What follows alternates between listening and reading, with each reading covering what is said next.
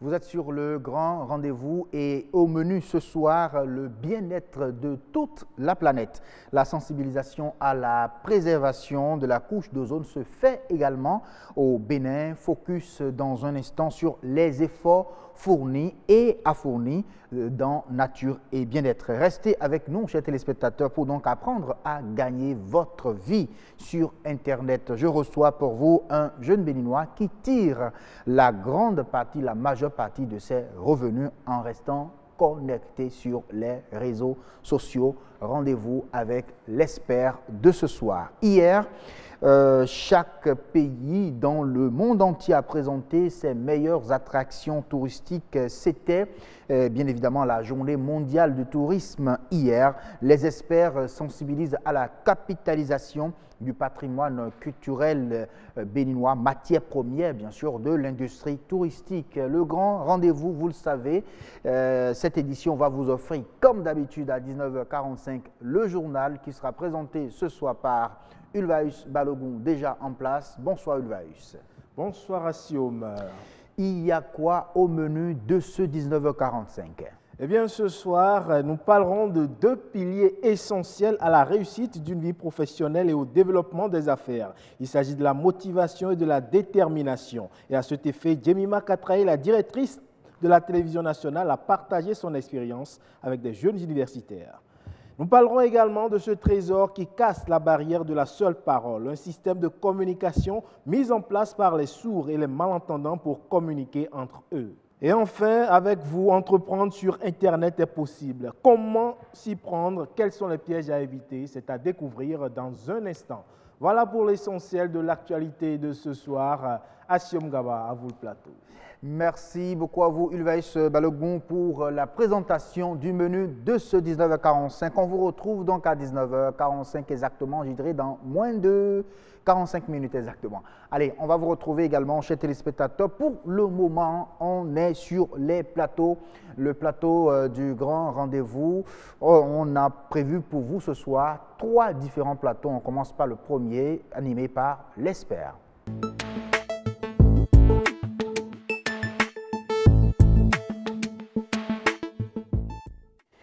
Merci de nous retrouver avec l'expert de ce grand rendez-vous. C'est un jeune béninois qui tire la majeure partie de ses revenus en restant connecté sur les réseaux sociaux. Il paraît que les réseaux sociaux constituent donc un potentiel économique sur lequel il faut donc surfer pour gagner sa vie.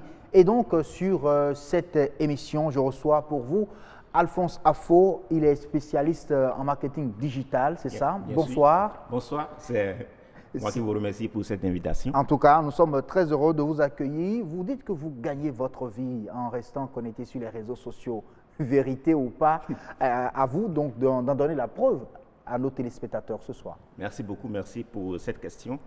D'entrée en jeu, je voudrais mettre l'accent sur un aspect qui est très important. Ce dont nous allons parler va dans le sens des gens qui ont envie de travailler, des gens qui ont envie d'utiliser les médias sociaux comme un métier, C'est vrai qu'il y a des informations qui circulent parfois en demandant aux gens de copier des liens, de coller pour se faire de l'argent ou bien de croiser les bras et rester sur Internet et gagner de l'argent. Non, il ne s'agit pas de ça. Il s'agit d'un métier. Aujourd'hui, la tendance, on parle du social media management ou bien du social media marketing. Okay. Alors, comment on peut gagner sa vie sur les médias sociaux ou bien comment nous gagnons? Comment faites-vous pour gagner votre vie? Exactement.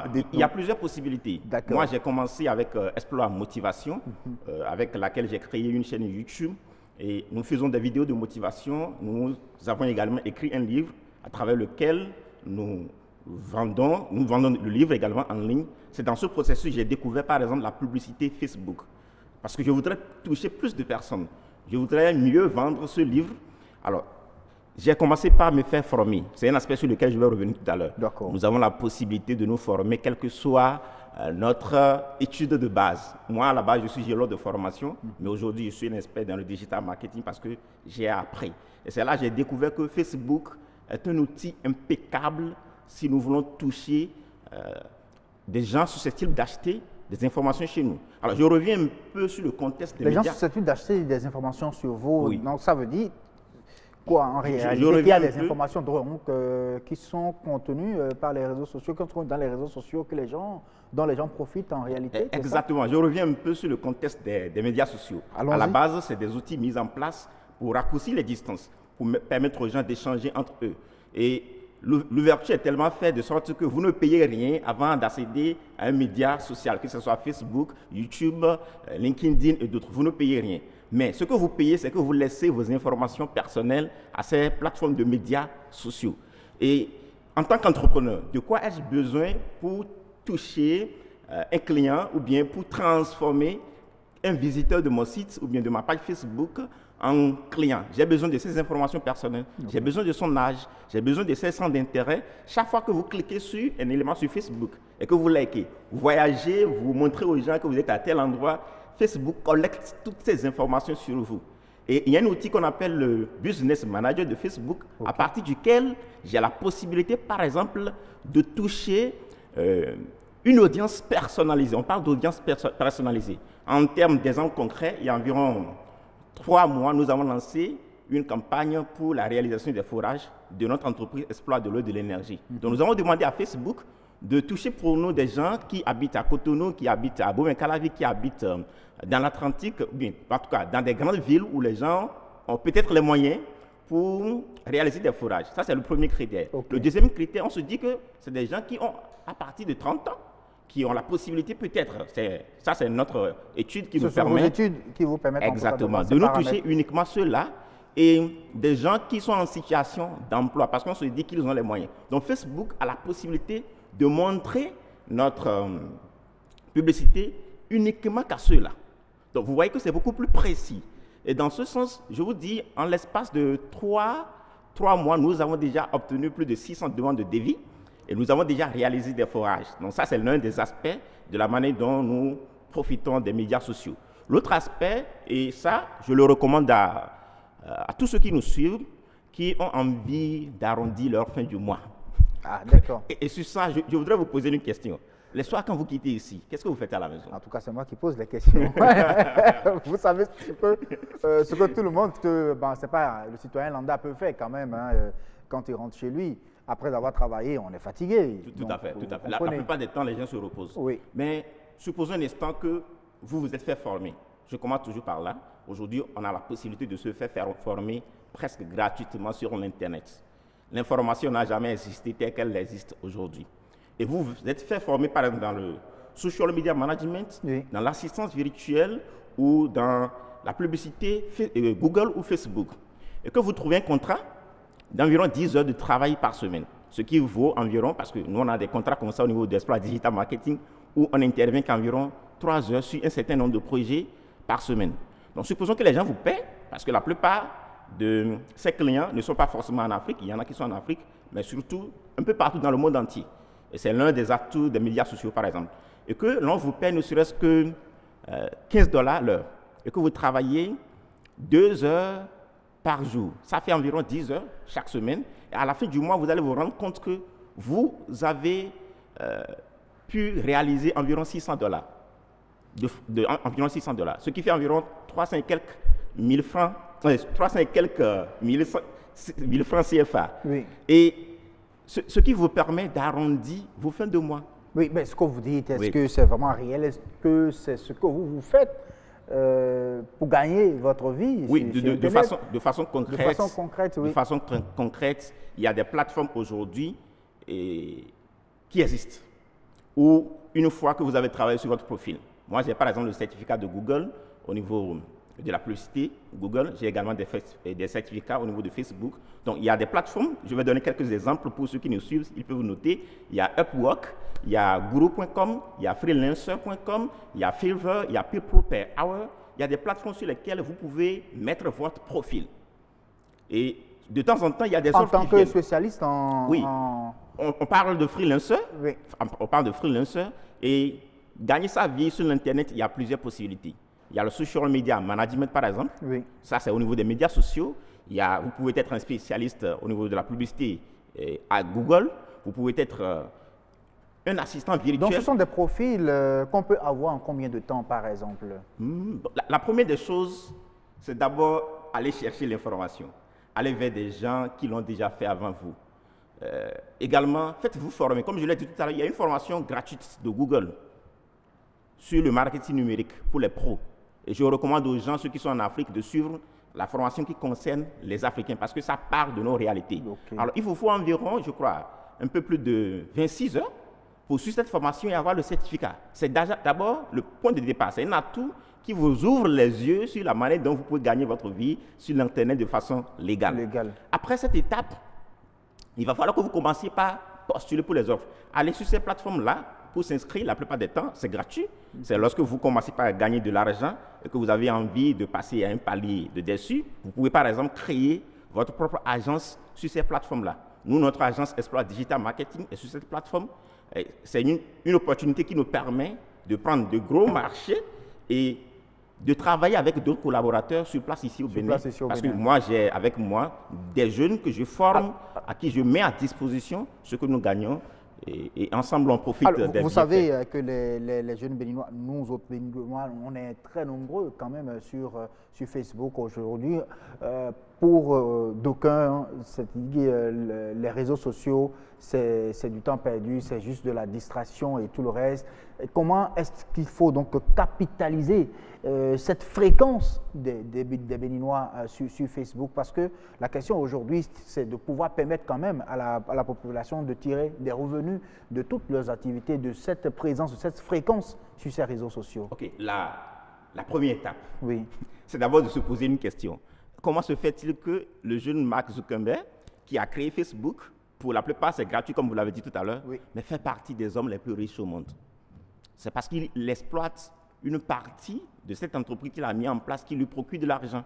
Donc du coup, la question qu'on se pose, c'est de voir comment puis-je faire pour également en profiter.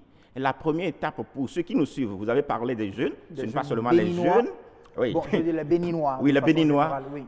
La première étape, c'est d'abord de se faire former. Allez chercher l'information, allez vers des gens qui l'ont fait avant vous. Il y a des jeunes Béninois qui en profitent énormément. Cherchez ceux-là, allez vers eux et posez-leur la question comment ils en ont fait. Allez sur Internet, allez sur une chaîne YouTube. et tapez comment gagner sa vie sur l'Internet de façon légale. J'attire l'attention sur cet aspect. Et formez-vous d'abord, quelle que soit votre formation de base. Parce que pour beaucoup, lorsqu'ils ont fini d'avoir leur diplôme et qu'ils n'ont pas un emploi dans ce sens, voilà. Ils se découragent, ils se disent qu'ils sont au chômage. Et c'est d'abord une question de déménagement mental. Vous savez, on ne peut pas être dans un pays plutôt, excusez-moi, où il y a des problèmes, où il y a des difficultés pour dire qu'on n'a rien à faire. Donc d'abord, faites-vous former. Moi, je me suis fait former, je continue de me former, je continue d'acheter des formations pour avoir plus de possibilités de gérer plus de gros marchés. Donc ça, c'est la première étape pour les jeunes. Une fois qu'ils se sont fait former, la deuxième étape, je viens de citer quelques plateformes sur lesquelles ils peuvent aller mettre leur profil. Leur profil, voilà. En attendant d'avoir un background pour créer une agence comme nous. Donc, mettez votre profil et ce qui est sûr, vous allez commencer par postuler pour des offres. Mais cela ne veut pas dire que vous allez gagner des marchés dès l'entame. Donc, l'autre aspect dont vous avez besoin, ou bien l'autre qualité dont vous avez besoin, c'est la persévérance. Je me rappelle que il y a de cela un peu plus d'1 an, il m'a fallu postuler à plus de 100 offres avant d'avoir le premier. Le premier. Et la première fois, c'était pour la rédaction des articles de blog. Je ne l'avais jamais fait, mais je suis simplement allé sur l'Internet, j'ai appris et j'ai rédigé environ 10 articles de blog. En termes d'exemple, les gens me payaient environ pour 800 mots, $20. Et la première fois que l'argent est venu, je suis allé toucher, je me suis posé la question, donc c'est possible? Je peux rester à la maison? Et alors, vous vous êtes fait former, vous me disiez, quand on préparait cette émission, que vous aviez commencé peut-être, vous avez fini en avril votre formation et qu'en septembre, vous avez eu votre premier contrat. Oui, tout à fait, tout à fait. Donc, ça veut dire qu'après la formation, après que vous ayez mis votre profil sur ces plateformes-là, ça c'est juste un exemple, un aspect pour gagner sa vie sur l'Internet. Nous sommes en train de parler juste de cet exemple-là. Maintenant, il peut arriver que vous ayez de la chance, et que lorsque vous avez commencé par postuler pour des offres qui existent, vous gagnez de petits contrats pour un début, ça peut être aussi raccourci pour vous. Moi, j'avais déjà des atouts en communication, j'avais des atouts en marketing, mais seulement ce qui me manquait, c'est comment le monnayer sur l'Internet. Donc ça, c'est l'un des aspects. Le deuxième aspect, c'est que vous avez un élément qui vous passionne. Par exemple, vous êtes passionné par la communication et que vous avez envie de créer un blog sur ce qui vous passionne. Donc, vous écrivez des articles de blog pour informer les gens, mais à la base, c'est quelque chose qui vous passionne. Vous n'avez pas derrière une idée de se faire de l'argent. Mais plus vous avez de la notoriété, c'est-à-dire des gens visitent votre site, mieux vous avez la possibilité de commencer par faire de la publicité, faire de ce qu'on appelle de l'affiliation. Ça, c'est l'un des moyens pour gagner sa vie sur l'Internet. L'autre aspect, c'est que vous pouvez aujourd'hui être ce qu'on appelle des influenceurs. Alors, dès que je donne l'exemple de Rihanna, elle fait partie des gens les plus réputés qui gagnent leur vie sur Instagram, par exemple. Lorsqu'elle publie une photo, beaucoup courent pour aller cliquer là-dessus, mais tout en oubliant que derrière, il y a un aspect, il y a un intérêt marketing qui est derrière ça. Oui. Donc, vous êtes comédien, beaucoup le font ici au Bénin, par exemple, ou bien vous avez quelque chose qui vous passionne. Vous pouvez créer une page Facebook, ce n'est pas seulement Facebook, et vous nourrissez les gens de façon organique d'abord. Et au fur et à mesure que vous avez de la notoriété, vous avez de l'audience, vous pouvez porter une marque, vous prenez en photo, vous publiez sur votre page. Le fait que les gens voient ça a déjà attiré leur attention sur cette marque. Et vous pouvez vous faire payer derrière. Est-ce qu'il y a des entreprises qui offrent ce genre d'opportunités c'est pas ceux qui ont vraiment de la notoriété sur Internet et qui sont au Bénin. Tout à fait. Maintenant, cet aspect, beaucoup de nos entreprises ignorent qu'aujourd'hui, pour être visible, on doit aller vers les médias modernes, qui sont en l'occurrence les médias sociaux. Excusez-moi beaucoup, il y a ce dicton qui dit de nos jours que la télévision elle est morte. Pourquoi? C'est juste un exemple. Pourquoi les gens disent ça? Parce que la plupart de ceux qui sont dans des grandes villes, 1 sur 2 ont de smartphones. Et pour aller chercher des clients, aller les trouver là où ils se trouvent. Et la majorité se connecte, par exemple, à Facebook, que ce soit Instagram, environ 10 fois par semaine. Alors, ceci étant, il va falloir que les entreprises profitent de cette choses, oui, pour avoir de la visibilité, pour mieux vendre, Et ça, il faut aller vers ceux qui s'y connaissent, ceux qui le font déjà.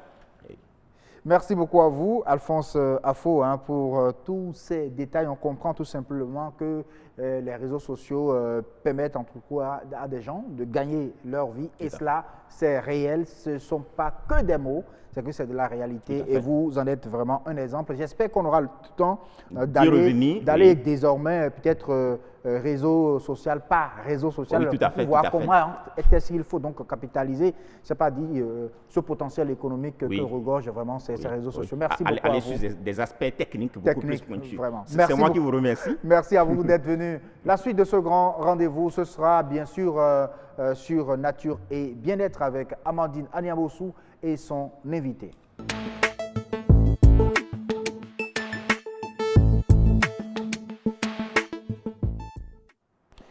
Bienvenue sur Nature et Bien-être, protection de la couche d'ozone. Le Bénin fait des efforts, mais le Bénin peut encore mieux faire. Et comment donc, quels sont les efforts à fournir encore pour mieux protéger cette couche d'ozone qui concerne d'ailleurs même toute la planète, le bien-être de toute la planète? On va répondre à la question dans un instant.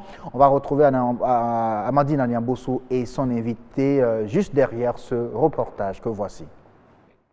Essentielle à la vie sur Terre, la couche d'ozone est fragilisée par le rejet de gaz polluants dans l'atmosphère. Ces gaz forment des trous et laissent passer les rayons ultraviolets, très dangereux pour la santé. Nous avons des gaz que nous utilisons et ces gaz en circuit normal ne détruisent pas la couche d'ozone. Mais par les méfaits de nous, artisans et autres là, ils lâchent ces gaz-là dans l'atmosphère et qui s'en vont directement attaquer la couche d'ozone et qui le perforent. Lorsque ces gaz sont de mauvaise qualité, eh bien ces gaz vont directement éroder la couche d'ozone. Donc il faille maintenant censurer l'usage de ces gaz-là. Et pour y arriver, le Bénin décide de s'attaquer au problème des hydrofluorocarbones, indispensables à la production de froid et hautement polluants. Les frigoristes sont au centre des préoccupations. Ils doivent surveiller et manipuler ces fluides. Il faille maintenant censurer l'usage de ces gaz-là. Eh bien, en faisant quoi? En mettant une organisation, le protocole de Montréal, le protocole pour la préservation de la couche d'ozone, également l'amendement de Kigali relatif aux substances approvisionnant la couche d'ozone. Bref, toutes ces instances fêtières-là se sont mises en branle pour faire quoi? Eh bien, pour activer des fibres qui consistent à organiser des garde-fous. Lorsque vous avez des fluides frigorigènes de bonne qualité, la couche d'ozone est préservée. Voilà pourquoi les instances fêtières internationales travaillent à ce que on puisse utiliser les bons fluides frigorigènes dans nos équipements de climatisation et de froid. Des dispositions sont prises par le gouvernement pour lutter contre ces substances qui appauvrissent la couche d'ozone. Les acteurs du froid ont reçu, à la veille de la journée consacrée à cette lutte, 12 identificateurs de fluides frigorigènes d'une valeur de 40 millions de francs CFA, ceci pour consolider leur formation. On nous donne un équipement de ce genre juste pour constater ce que nous achetons avant de les acheter. Ça nous permet d'analyser les fluides frigorigènes qu'on vient nous proposer. Parce qu'il y a des gens qui viennent, ah mon gaz est bon, tu prends, tu découvres après que ça ne vaut rien. Donc c'est pour éviter tout ça, là, cette catastrophe, qu'on nous distribue ces appareils-là. Ça va nous permettre de détecter les bons gaz, les gaz purs, n'est-ce pas, et sans humidité, et ça va nous permettre aussi de limiter la destruction de la couche d'ozone. Gardons la tête froide et poursuivons nos efforts, c'est le thème retenu pour cette édition 2018. Plusieurs actions préalables ont été menées pour préserver la couche d'ozone. Nous renforçons les capacités des spécialistes de froid et climatisation, les enseignants. Nous renforçons les capacités des artisans frigoristes également, pour c'est eux qui les manipulent. Donc nous renforçons leurs capacités pour leur enseigner le type de fluide frigorigène qu'il faut utiliser. Nous les bachotons également sur ce que c'est que l'amendement de Kigali. La douane, également, nous les formons. Pourquoi? Parce que c'est eux qui doivent savoir comment arraisonner, arrêter les contrebandiers. Ces différents acteurs s'unissent pour préserver l'écosystème et la santé des hommes. Chaque citoyen est invité à s'engager dans la protection de la couche d'ozone, un investissement de soi très utile pour la santé et l'environnement. Alors, question, la couche d'ozone dégradée, ça a quel effet sur la planète? On va y répondre avec l'aide de M. Bellic Pogodo, qui est point focal suppléant ozone au ministère du Cadre de Vie et du Développement Durable. Bonsoir. Bonsoir, cher ami journaliste. Merci d'avoir accepté notre invitation. Amandine, on se retrouve sur toute une semaine autour de la couche d'ozone. On peut le dire ainsi. Bonsoir à vous, Assum Gaba. Oui, vous avez raison. Le lundi, on avait déjà commencé le lundi, on avait parlé des menaces qui pèsent sur la couche d'ozone. Aujourd'hui, on va parler des efforts qui sont faits par surtout le gouvernement au niveau international et également par le gouvernement du Bénin pour la protection de cette couche d'ozone. Mais avant de parler des efforts, vous avez posé une question, donc je la repose à M. Bellic Pogodo. Bien sûr. La couche d'ozone, elle est détruite. Quelles sont les conséquences sur l'environnement? On va rappeler un peu ce qu'on avait dit la dernière fois. Donc, je remercie ensemble votre plateau de nous inviter une fois encore dans le cadre de cette journée mondiale de la préservation de la couche d'ozone. C'est le monde d'ozone qui bouge aujourd'hui au mois de septembre. Donc je dois dire que la couche d'ozone, lorsqu'elle est érodée, lorsqu'elle est fissurée, fractionnée, et bien les conséquences sont énormes et dommageables sur quoi? Sur la santé humaine. Les hommes sont exposés à la cataracte, comme je l'avais dit la dernière fois, cette maladie des yeux grave. Les hommes sont également exposés au cancer de la peau. Les écosystèmes sont ma foi, dynamités. Et j'allais dire par ces rayons ultraviolets qui violent l'environnement. Donc, c'est dire que les conséquences des impacts directs ou collatéraux des rayons ultraviolets sur les écosystèmes, les hommes, les animaux sont effectivement dommageables pour la vie sur Terre. Et au Terre. regard de tout cela, qu'est-ce qu'il faut faire alors pour protéger cette couche d'ozone? Il faut sensibiliser les acteurs, ceux-là qui sont les manipulateurs des fluides frigorigènes, que sont, et ma foi, les frigoristes, les artisans frigoristes, les spécialistes de froid et climatisation.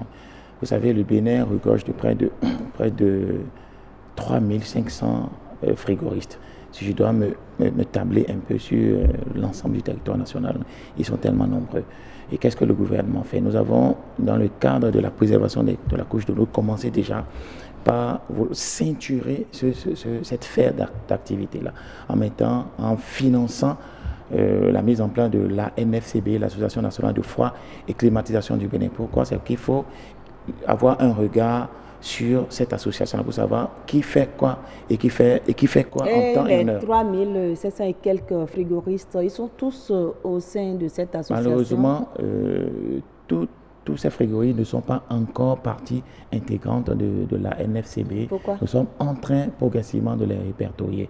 Il y a déjà une liste officielle qui est déjà lancée. Nous invitons tous les ans les spécialistes de froid, les artisans frigoristes à intégrer cette liste. Pourquoi cette liste? C'est pour savoir qui fait quoi et qui fait quoi.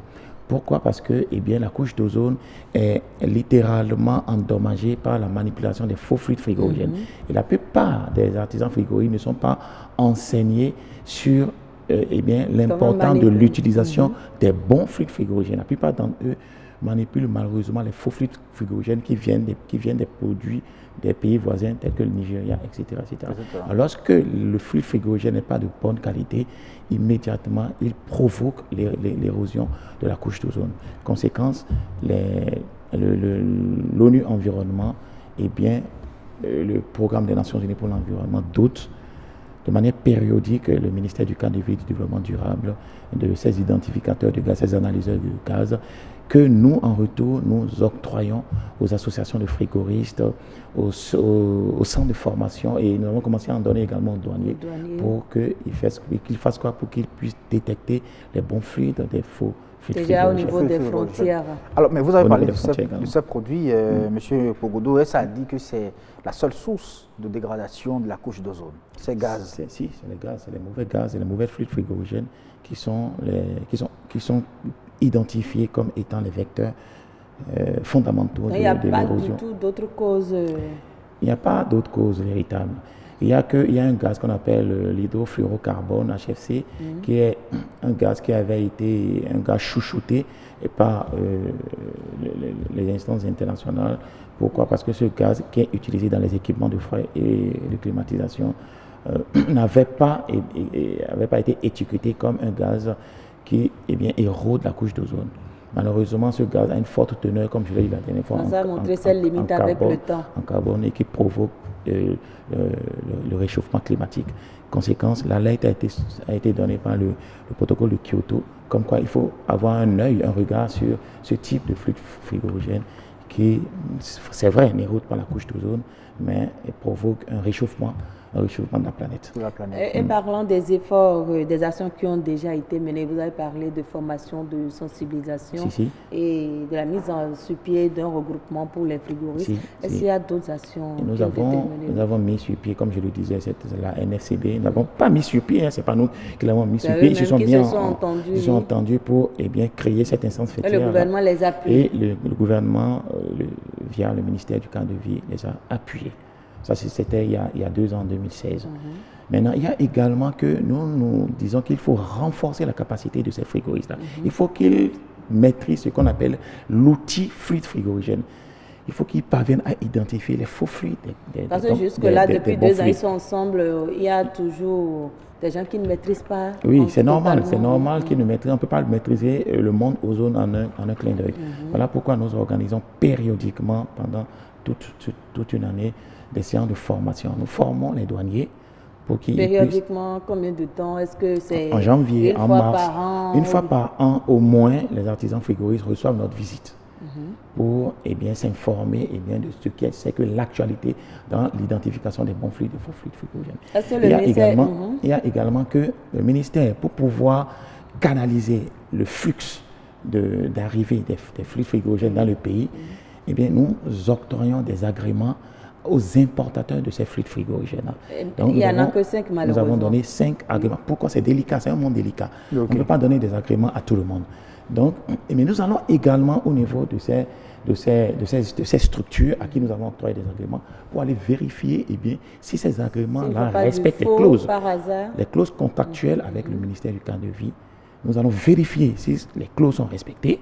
Nous allons également vérifier au niveau de ces importateurs la qualité des fluides frigorigènes qu'ils importent dans le pays. Et même nous déclinons ma foi, ces démarches de vérification pour aller dans les boutiques au niveau dans tout le pays. Nous avons fait Parakou, Cotonou, Calavi, Nati, Tengu, Djougou. Pourquoi? Pour vérifier si ces boutiques-là ont de bons fluides frigorigènes. Si ces boutiques n'ont pas de bons fluides frigorigènes, ils nous orientent vers les structures qui leur ont vendu ces faux fluides frigorigènes-là. Est-ce qu'il y a des sanctions quand vous constatez du faux dans le système qui a été mis en place? Est-ce qu'il y a des sanctions? Lorsque un importateur de fluides frigorigènes est reconnu comme importateur, reconnu comme celui-là qui importe de faux fluides frigorigènes, de manière systématique, nous lui arrachons l'agrément. Mais vous qualifiez ça de faux, pourquoi? Parce que ça dégrade la couche d'ozone. Au lieu d'importer les bons fluides qui coûtent, les fluides de qualité qui coûtent. Ça veut dire c'est les mauvais et non les faux. Nous n'avons pas encore mis la main sur des importateurs de mauvaise alloi. Mais il y a que nous avons découvert dans les boutiques que nous avons inspectées la matérialisation de faux fluides frigorigènes. Ce qui n'est pas recommandé. Et les faux fluides frigorigènes, ce sont ces fluides-là qui érodent la couche d'ozone. Est-ce que vous comprenez? Mais c'est fabriqué quand même quelque part. C'est produit quelque part. Le Bénin ne fabrique pas les fluides. Les fluides? C'est importé. Souvent, lorsqu'on les interroge, ils disent que c'est venu du voisin de l'Est. Ça veut dire que nos frontières sont encore poreuses. Donc il faut renforcer beaucoup plus. Voilà pourquoi depuis 1 an, nous avons commencé à renforcer les capacités. En travaillant avec les douaniers. Nous avons un outil qu'on appelle le Kick Tool qui nous permet de mettre en branle des stratégies devant permettre de détecter les circuits de passage des faux fluides frigorigènes, les circuits d'infiltration des faux fluides frigorigènes dans le pays. Malgré tout ce que vous faites, quand on va parler en termes de résultats, est-ce que c'est satisfaisant? Oui, les résultats sont tangibles et assez satisfaisants, puisque le Bénin, lorsque nous, dans un tableau qui répertorise les efforts fournis par le Bénin, puisque nous sommes contrôlés également par des experts qui viennent de l'extérieur. L'année dernière, c'était un Comorien qui est venu voir comment cela se passe au Bénin. Nous avons rencontré la douane. Il y a quelques mois, c'était un autre expert de l'ONU Environnement qui est venu voir si les quotas d'importation que le Bénin avait annoncé, si le quota d'implantation des fluides frigorigènes, si ce quota-là est respecté, si les importateurs de fluides frigorigènes respectent le quota que leur a alloué le ministère du cadre de vie et du développement durable. C'est un peu ça ce que nous faisons. Les résultats sont tangibles puisque nous remarquons que de plus en plus les artisans frigorifiques commencent à comprendre l'effet dommageable sur les équipements de l'utilisation des faux fluides frigorifiques. Lorsque vous, par exemple, vous appelez un artisan frigorifique pour venir dépanner le climatiseur ou bien un frigo dans votre maison, lorsqu'il met un faux fluide frigorigène, je vous rassure que votre équipement n'aura qu'une durée de vie, une très petite durée de vie. Il est important d'adopter les bons lorsque nous mettons la main sur cet artisan frigoriste qui est intervenu sur votre équipement, il est passible de peine d'emprisonnement. Ah oui, hein? Carrément. Ouais. Donc, vous voyez un peu à Gaba, les précautions sont prises. Les précautions sont vraiment prises. Et il n'y a pas que la loi, il y a aussi ces campagnes de sensibilisation qui s'organisent. Et c'est ce qui est le plus important d'ailleurs, et c'est ça qui va amener les uns et les autres à savoir en réalité, à prendre conscience des dangers. Des dangers réels, des menaces qu'encourt cette enveloppe stratosphérique. Cette enveloppe stratosphérique, voilà. La couche d'ozone. Merci beaucoup à vous, M. Bélic Bogodo. Ça a été très rapide. On va bouger un peu, on vous a un peu bougé cette semaine. Non, ça a été un honneur. Merci beaucoup pour la disponibilité. Merci beaucoup. Merci Amandine Niabosso. Merci à vous, Assou Ngaba. Merci, excellent week-end. On se retrouve le lundi. On peut déjà commencer par se le souhaiter. Vraiment, excellent week-end. On reste avec vous, chers téléspectateurs. Ce n'est pas encore la fin. Vous aurez le journal dans moins de 15 minutes exactement. Mais avant cela, on reçoit pour vous, oui, il s'appelle Pacom Alomakpe, et avec lui, nous allons parler de la culture, nous allons parler de tourisme, oui, tourisme basé bien évidemment sur la matière première, qui est donc le patrimoine culturel, c'est Horizon Culture.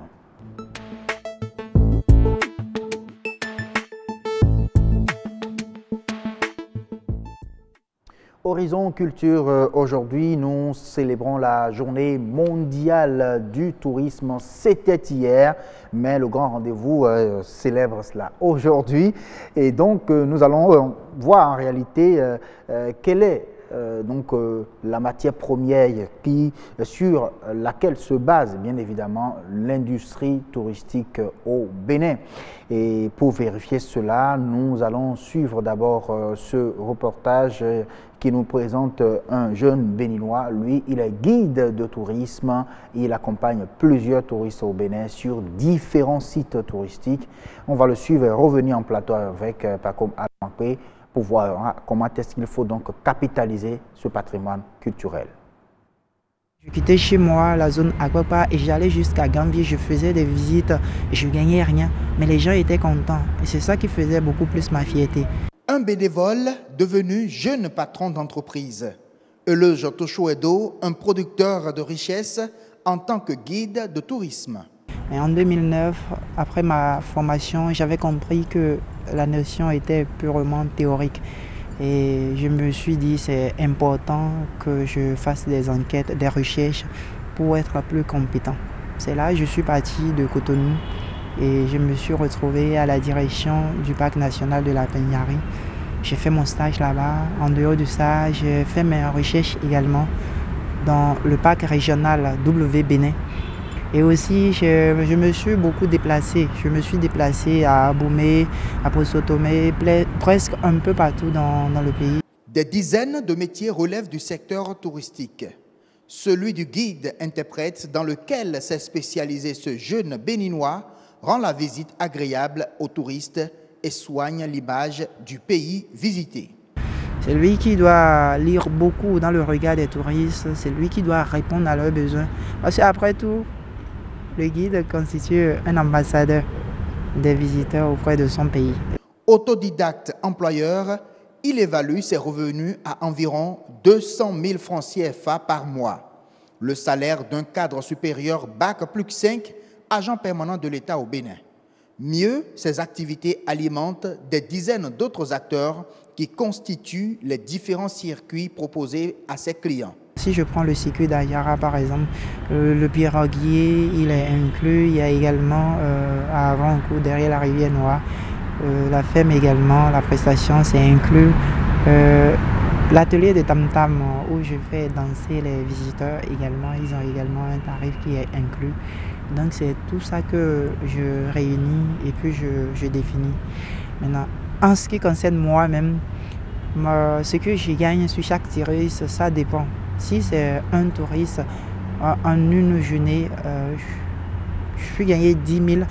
Donc lorsque ils sont plus nombreux, ça leur revient un peu moins cher. Je suis à plus de 500 visiteurs chaque année. Le tourisme propose plusieurs corps de métier, des opportunités qui se présentent aux jeunes pour se développer et se rendre utiles à leur pays. Voilà, le Toshodo qu'on a découvert un guide de tourisme et non un guide touristique. Non, le guide touristique, je pense que c'est le document. C'est ça, hein? Oui. Et le guide de et tout. Voilà, et tout le reste. Donc le guide de tourisme, c'est l'homme même qui parle avec les autres. Voilà. Alors, on vient à vous, Pacom Alomakwe, bonsoir. Bonsoir, cher ami. Merci d'avoir accepté une fois encore notre invitation pour qu'on puisse parler de la capitalisation du patrimoine culturel qui est d'ailleurs même la matière première au service, bien sûr, du tourisme, de l'industrie touristique au Bénin. Comment le faire en réalité? Capitaliser, c'est surtout exploiter. Capitaliser le patrimoine culturel, c'est l'exploiter pour générer des devises, des recettes, etc. Et donc, on peut dire que capitaliser, c'est mettre en tourisme le patrimoine culturel. Et quand on dit mise en tourisme, c'est déjà aménager les sites. Après leur identification, on les aménage, on en fait un produit qu'on peut vendre. Voilà.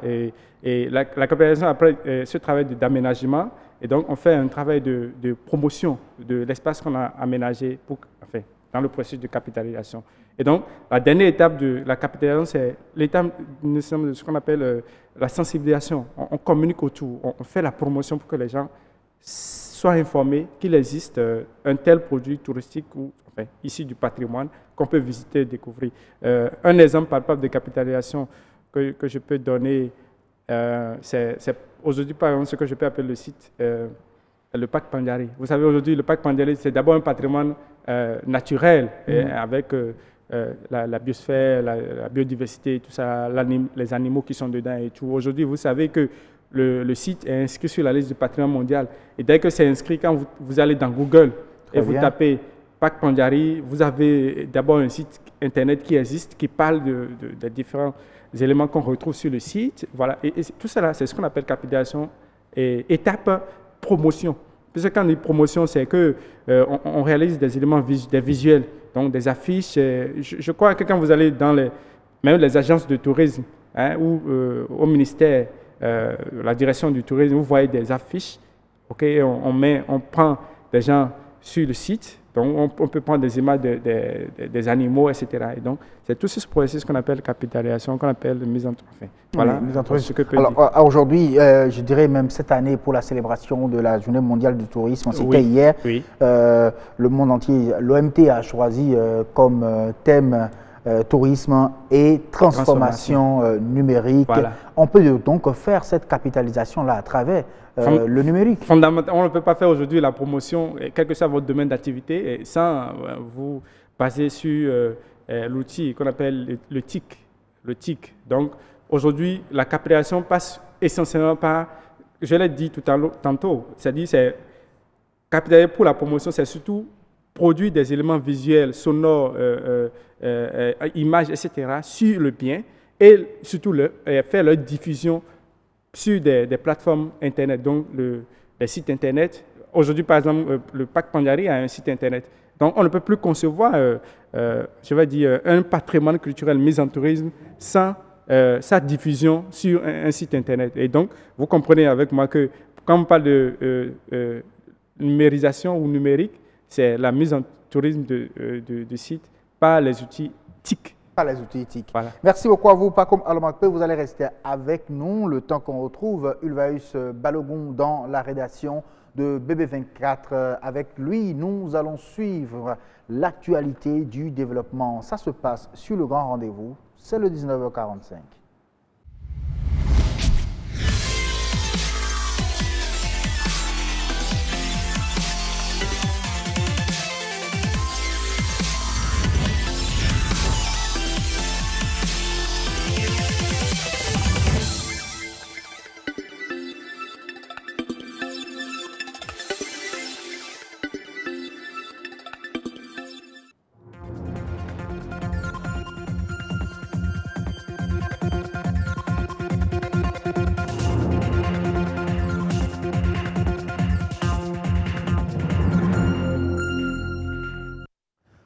Bonsoir à toutes et à tous. Voici le sommaire de ce 19h45. Motivation et détermination, deux piliers essentiels dans la réussite d'une vie professionnelle et le développement des affaires. La directrice de la télévision nationale a partagé son expérience avec de jeunes universitaires. C'est un trésor qui casse la barrière de la seule parole, un système de communication mis en place par les sourds et les malentendants pour communiquer entre eux.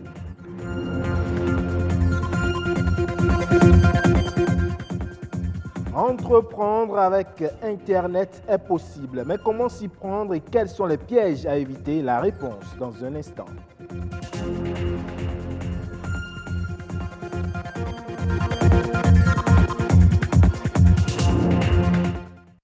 Démarrons ce journal par l'orientation des jeunes, la motivation et la détermination. Voilà des piliers essentiels dans la réussite d'une vie professionnelle et le développement des affaires. Mais le partage d'expériences reste de loin une étape importante, parfois inconsidérée. La directrice de la télévision nationale, Jemima Katraye, s'est prêtée à l'exercice avec des jeunes universitaires. Yves Agoropessi et Marianne Bossemende pour plus de précisions. Réussir son projet, faire le bon choix. Ce sont là des préoccupations grandissantes chez les jeunes. Ils pensent aux voies de sortie compte tenu des difficultés auxquelles ils sont confrontés. Dès que nous grandissons et que nous choisissons suivre une carrière ou que nous choisissons nous battre pour nos objectifs les plus nobles, on se perd le plus souvent. Et donc on a peut-être besoin des aînés, on a besoin des gens qui ont pris par là pour nous conseiller, pour nous dire tiens, moi j'avais fait ci, mais voilà ce que j'ai compris, voilà les erreurs que j'avais faites et voilà comment je pense que tu peux y arriver. On a besoin de gens pour nous motiver et ce n'est que les aînés qui pourront le faire. Secret des grands hommes, une émission grand public pour mettre les jeunes au cœur de la réalité socio-professionnelle. Le modèle ici est la directrice de la télévision nationale, Jemima Katraye. Journaliste, réalisatrice, actrice, elle a motivé et conseillé les jeunes à travers le partage de ses expériences. L'intégrité, la persévérance, l'amour de soi, l'amour du prochain, la rigueur, c'est-à-dire faire les choses comme il se doit. Retourner à ces valeurs-là. Des valeurs qui sont entre autres la clé de la réussite de la vie. La jeunesse aujourd'hui a besoin de repères. La jeunesse aujourd'hui a beaucoup besoin d'être coachée face à ce flux d'informations qui les oppresse, ça vient de partout. Ils ont besoin d'avoir, les jeunes d'aujourd'hui, des moments de rencontre avec des personnes qui sont passées par là, qui ont vécu également des choses et qui peuvent les coacher, tout au moins échanger avec eux leur expérience. Fructueux échanges agrémentés de questions-réponses. Au final, ces jeunes gagnent en connaissance et en secret de réussite. Il faut capitaliser ces moments difficiles pour se construire. Il faut savoir qu'on ne peut pas réussir seul. Il faut travailler ensemble avec d'autres personnes et c'est pas aussi toujours ce que tu penses faire, c'est pas aussi ton rêve là que tu dois accomplir. Il faut toujours que la jeunesse prenne conscience, après ce qu'elle a dit, de son avenir et savoir que quoi qu'en soit ce qui arrive, il y a toujours de bons avenirs qui nous attendent, de meilleurs destins qui nous attendent et de ne pas voir le présent moment, mais de voir ce qu'on en a, le but qu'on s'est fixé. La grandeur d'un homme repose donc tant sur ses aptitudes professionnelles, mais aussi celles managériales et humaines. De sages conseils, diriez-vous. Avec la langue des signes, chacun est inclus. Voilà le thème retenu cette année pour célébrer la journée mondiale des sourds-muets. Preuve, s'il en fallait encore, que le monde entier s'intéresse au sort de ces personnes qui n'ont de mots que leurs signes. Au Bénin, il existe une école primaire publique qui s'occupe de leur scolarisation et de leur intégration. Suivons Brice Thibozo, Charlotte Bouvier et Estelle Pazou qui ont passé une journée avec ces personnes. Au cœur de Cotonou, dans le quartier Védocor, la seule école primaire publique pour sourds-muets du Bénin accueille chaque jour des élèves handicapés. Ils peuvent voir, mais ils ne peuvent ni parler ni entendre. Ils ne comprennent que le langage des signes. Ici, ils apprennent à communiquer sans voix. Le maître leur enseigne l'orthographe et la grammaire dans le silence.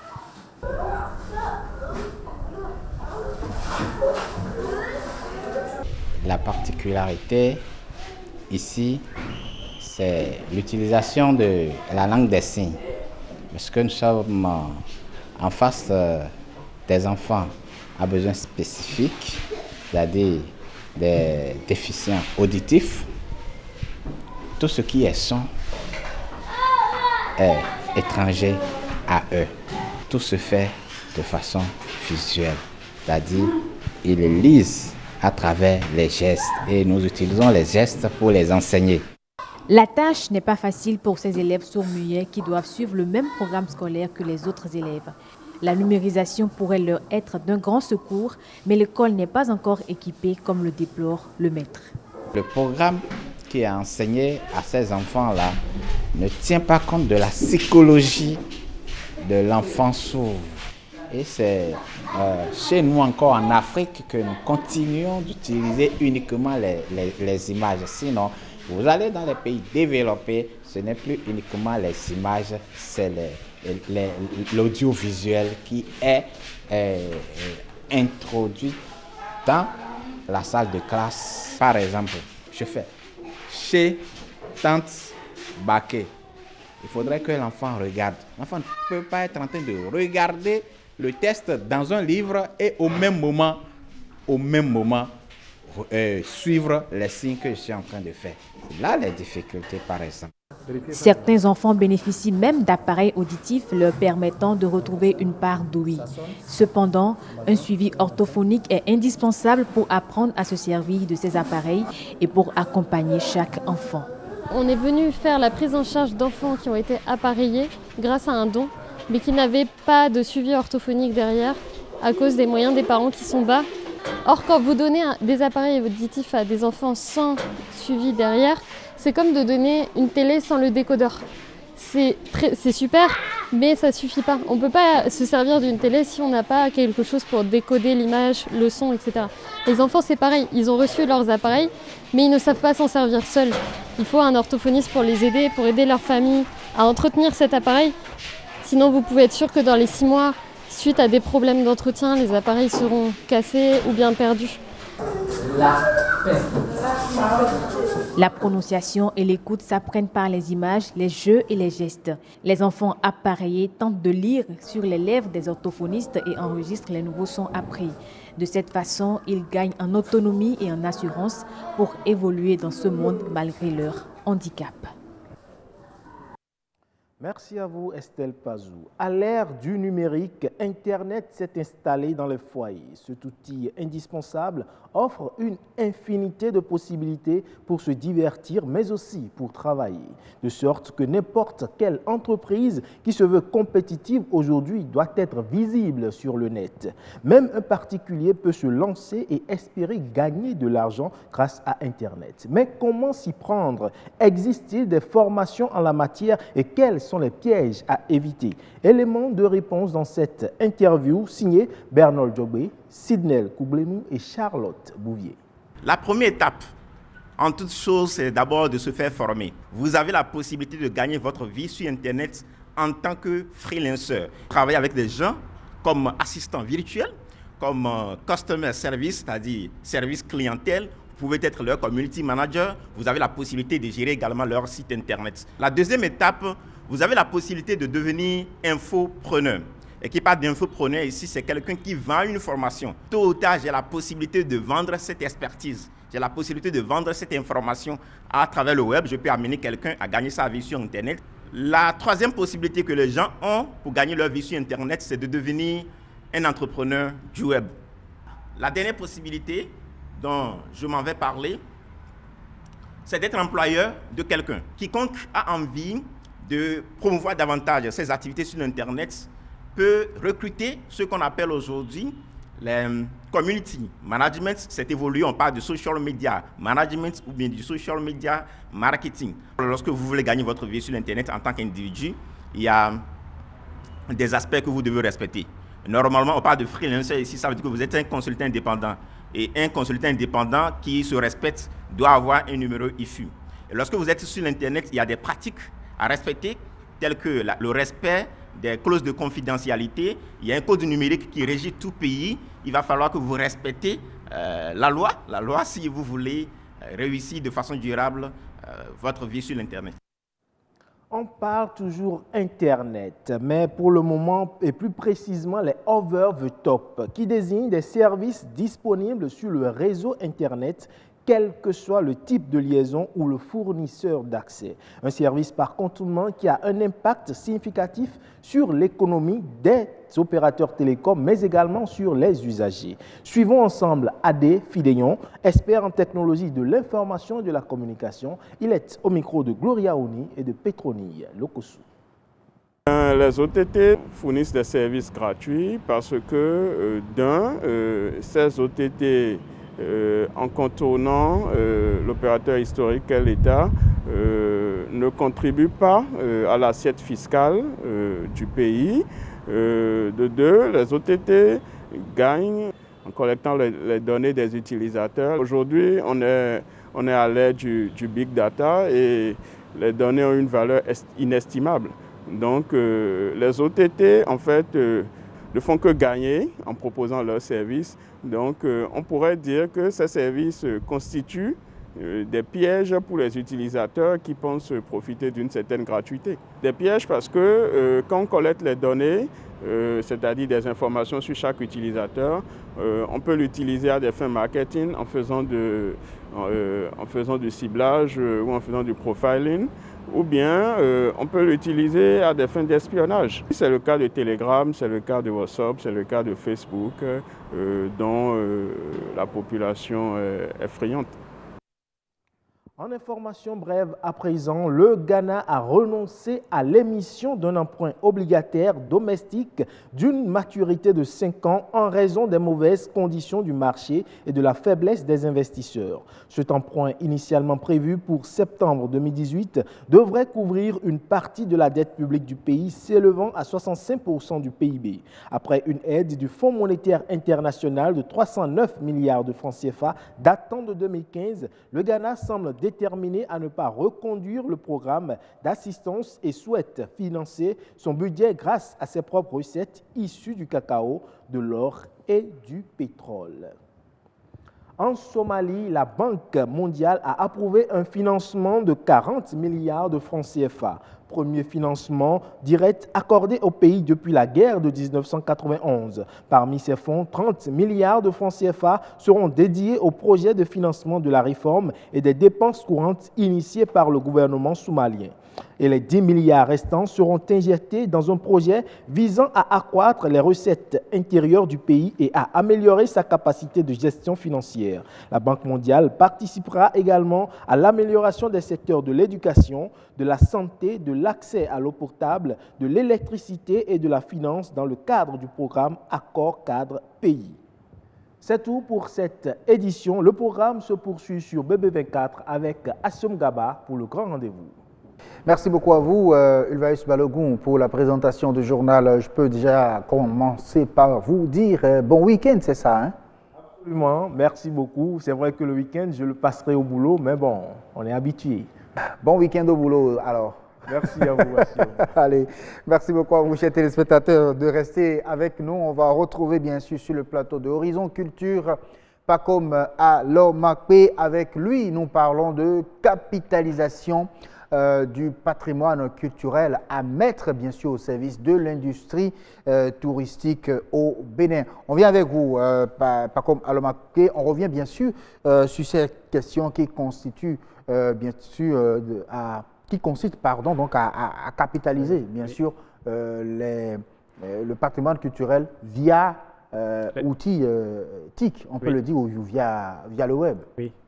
Oui, pour capitaliser avec les TIC, c'est l'usage d'abord des outils TIC, donc les appareils numériques photo, voilà, les caméras, pour aller prendre des images.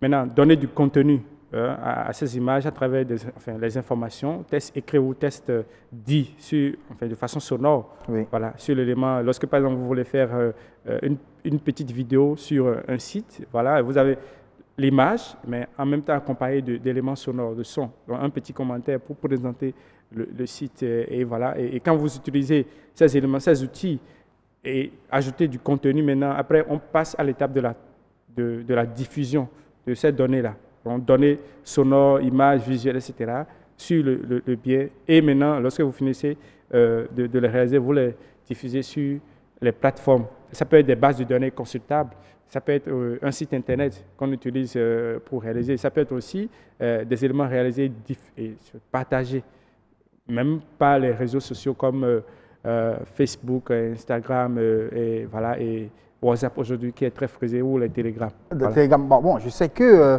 je ne sais pas si vous le faites, vous, oui, je le fais, bien évidemment. Mais je voudrais quand même savoir, mais quand on clique Bénin Tourisme aujourd'hui, dans un moteur de recherche, j'ai choisi peut-être Google, quels sont les sites qui apparaissent déjà en toute première? Il y a plusieurs sites, il y a des sites comme Bénin Tourisme, voilà. Il y a des sites, il y a des blogs.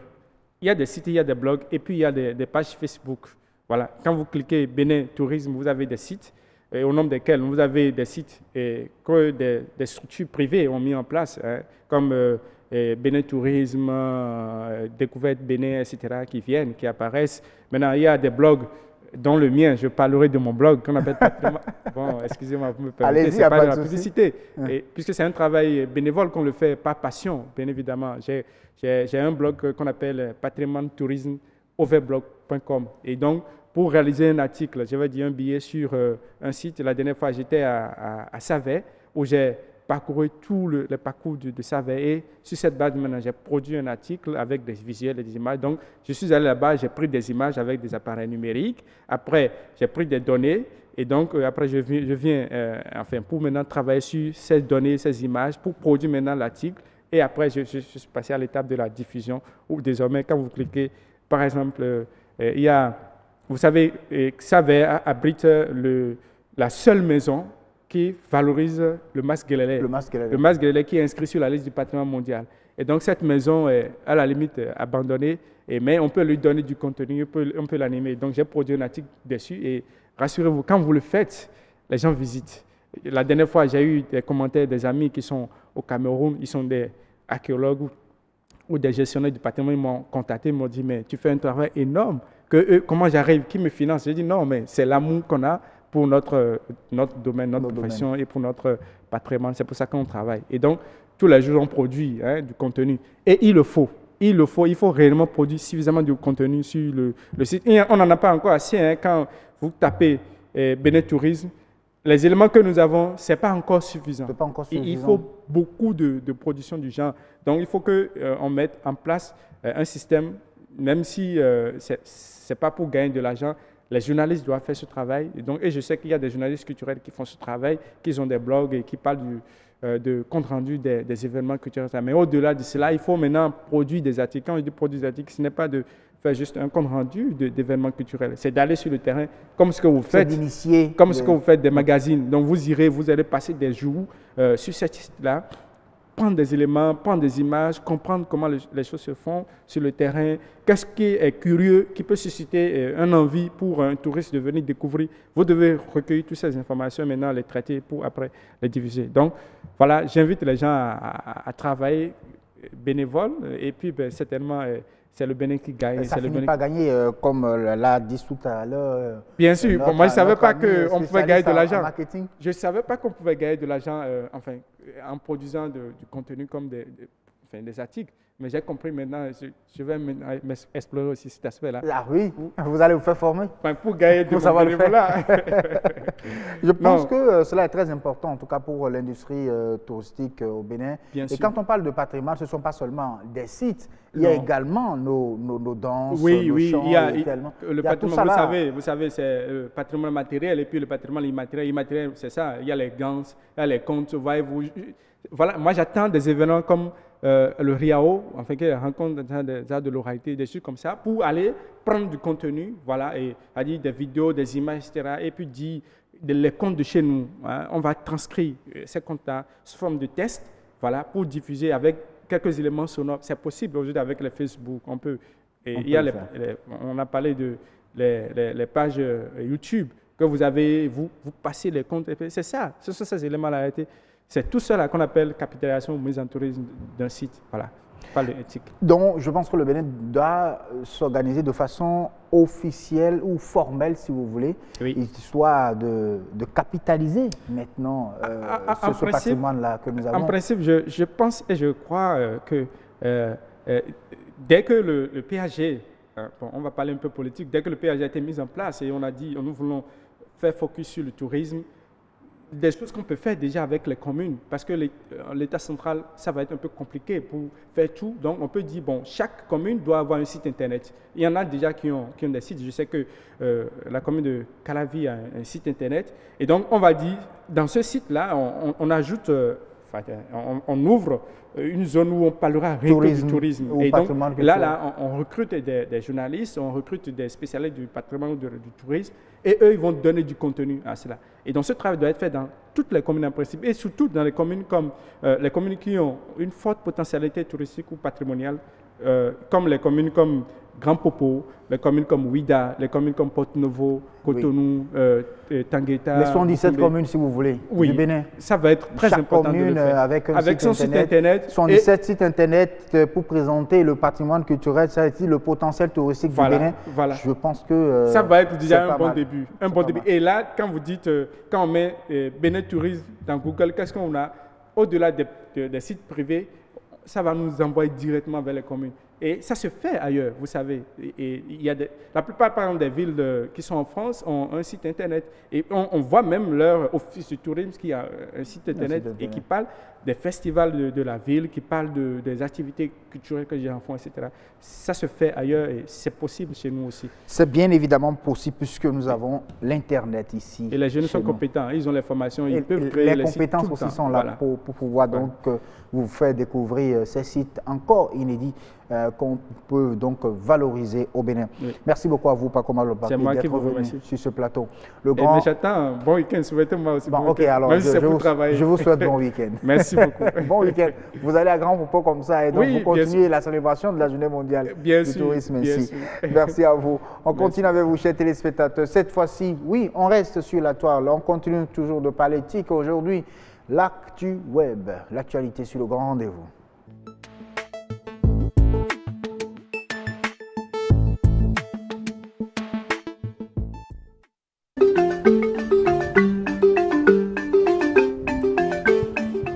L'Organisation mondiale du commerce revoit à la baisse ses prévisions de croissance du commerce mondial pour 2018 et 2019. Selon le DG de l'OMC, Roberto Azevedo, la bataille de restrictions commerciales entre les pays constitue un frein pour les échanges mondiaux.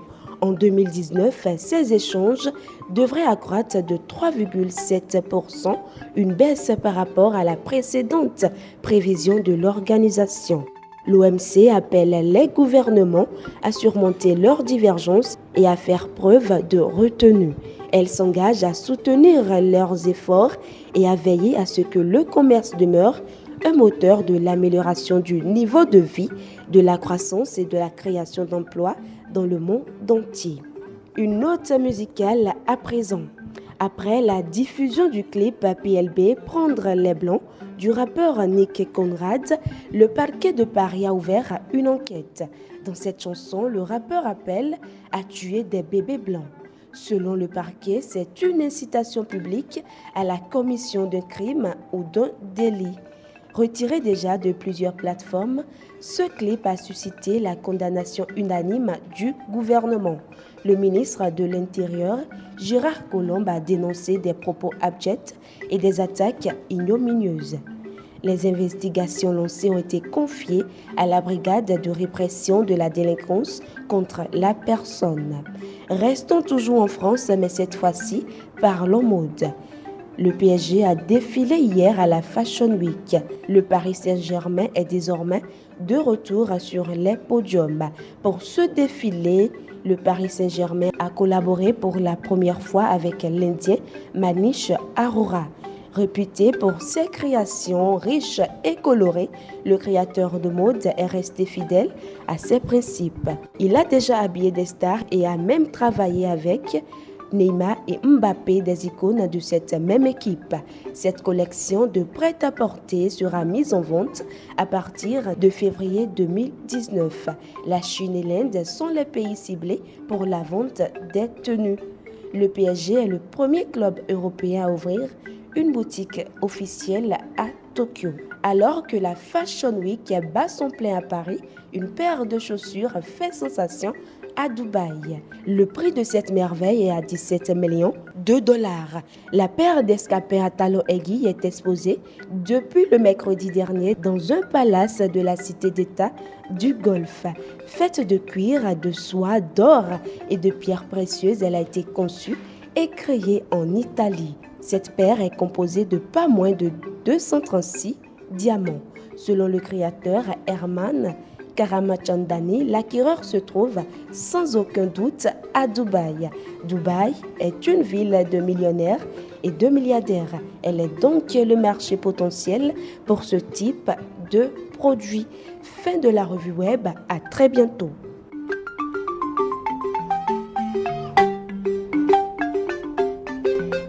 Oui, à très bientôt, Fulgencia Rontondi, et merci pour la réalisation de l'actu web, la météo, avant de partir.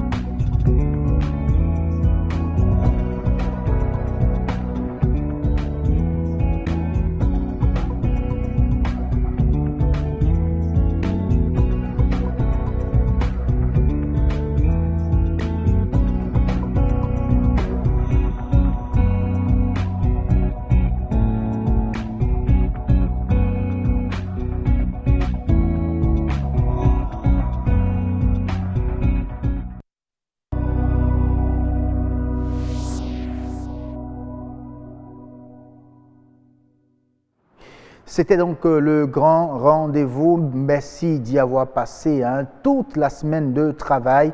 N'oubliez surtout pas de suivre la compilation pendant le week-end. Et ceci en attendant bien sûr lundi pour ouvrir un nouveau package de 5 grands rendez-vous. Portez-vous bien et passez un très bon week-end. Ciao, ciao.